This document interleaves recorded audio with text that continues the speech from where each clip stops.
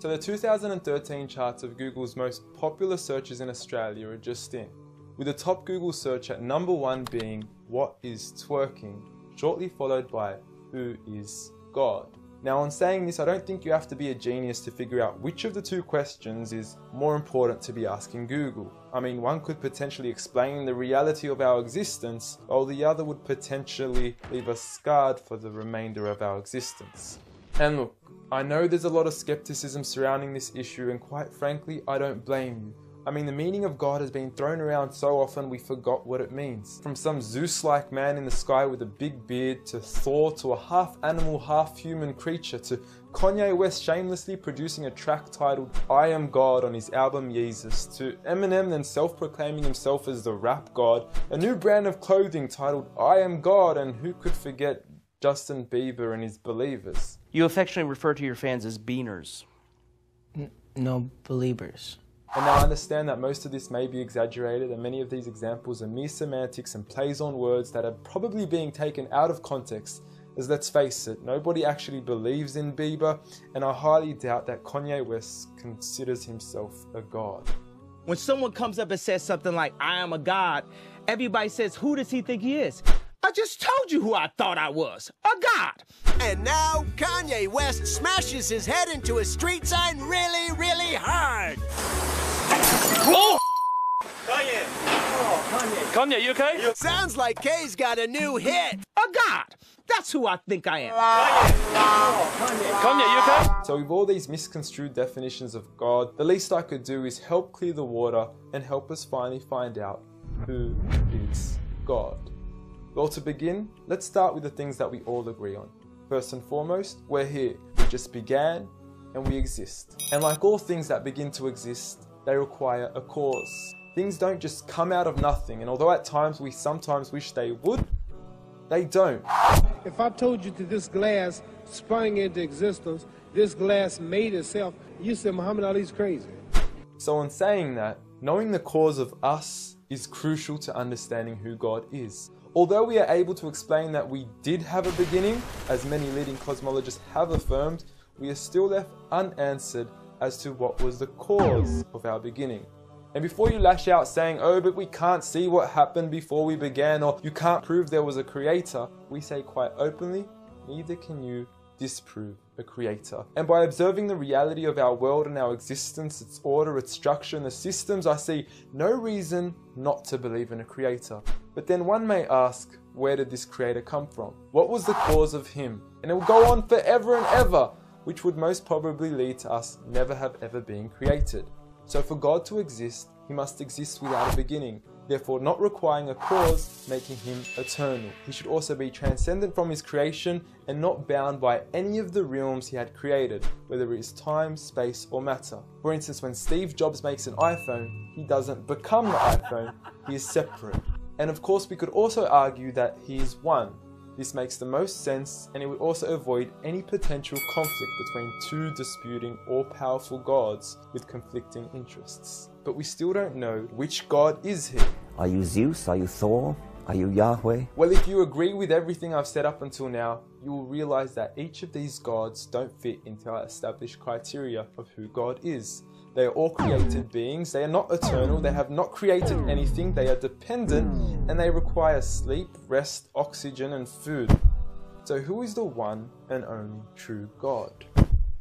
I present to you a God who is one and only, eternal, exists without a beginning, who was uncreated, requiring no cause for himself, yet being the absolute cause and creator of everything else. Allah. A simple definition of God that is logical and rational. There is nothing like him, no man, no creature, nothing imaginable. He is the one who is perfect, although I don't like using the word perfect because our understanding of perfection would never encompass his true essence. He is in control of everything, whereby nothing can harm us unless he wills it. He is the all-knowing, the all-hearing, and unlike our friend Kanye, he is the all-seeing. Many of us would then argue that although these verses do provide a logical and sound concept of God, how do we know that these words are indeed the words of God? Well, first and foremost, the Quran isn't just any book. It was revealed over 1400 years ago as direct revelation from God to the final prophet Muhammad, peace be upon him, and was sent as the most eloquent piece of literature to before mankind.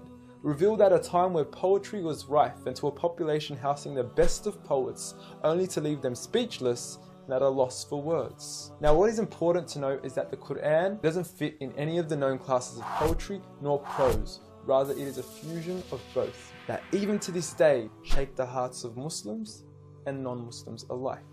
It's almost trance-like. I mean, you can hear it's very euphonic.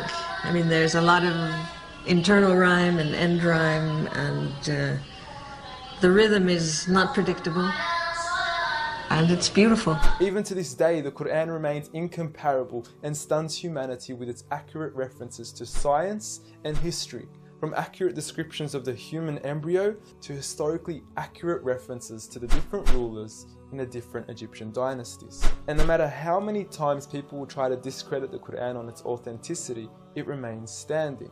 Will you please, at the very next science lesson, get some salt water, get some fresh water, and mix them and see what happens?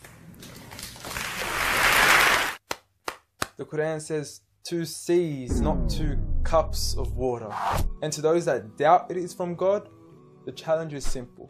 Bring forth something that can compare. And now, although this challenge has been attempted multiple times throughout the past, history has witnessed that no man has been able to rival the Quran. But does this challenge still apply today?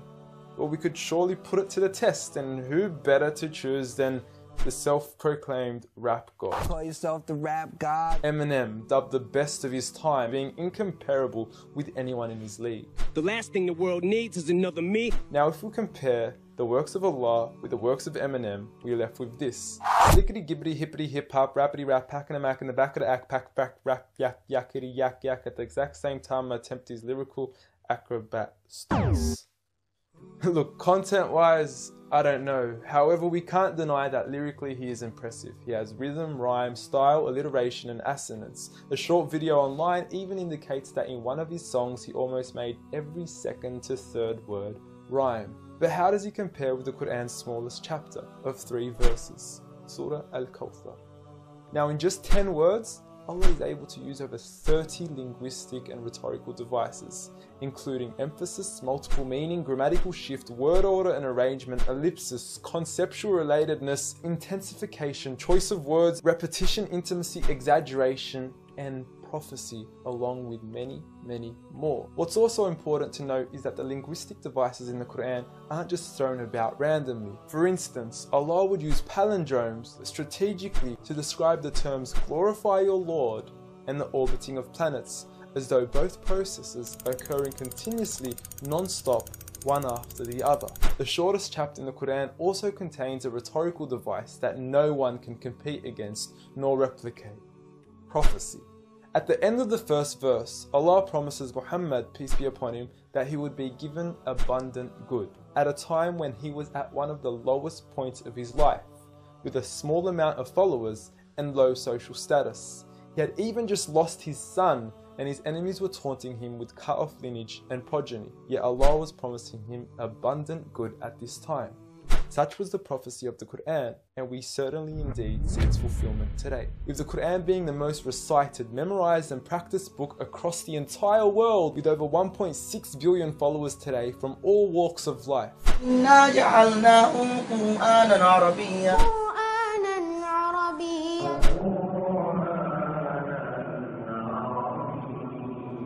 Now I know many of you are probably thinking, okay, cool story bro, but what's the purpose of the Quran? Well, the importance is that it gives meaning to life, from our overall purpose of existence to why we're here and what happens once we die. God teaches us that each and every single one of us is being tested. We weren't created for mere play, we were created with a purpose, and that is to be obedient to God and His rules. Those who believe, there is reward, and those that don't and are arrogant, there is a punishment. And look, I apologize for trying to squeeze all this into one small video, but I've given you everything you need to know who God is and why we are here. So read.